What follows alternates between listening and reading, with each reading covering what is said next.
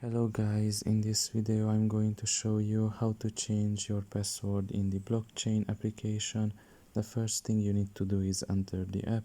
Once you're done with that and you're in the home page, you should look at the top of your left corner and there you will see a profile symbol. Press on it.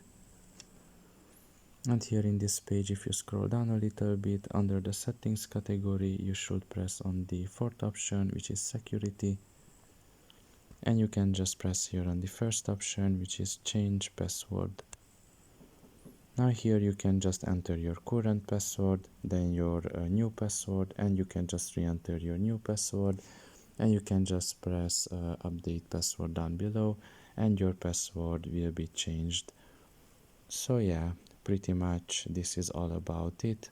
I hope this video was helpful to you. Thank you for listening and see you next time. Bye bye.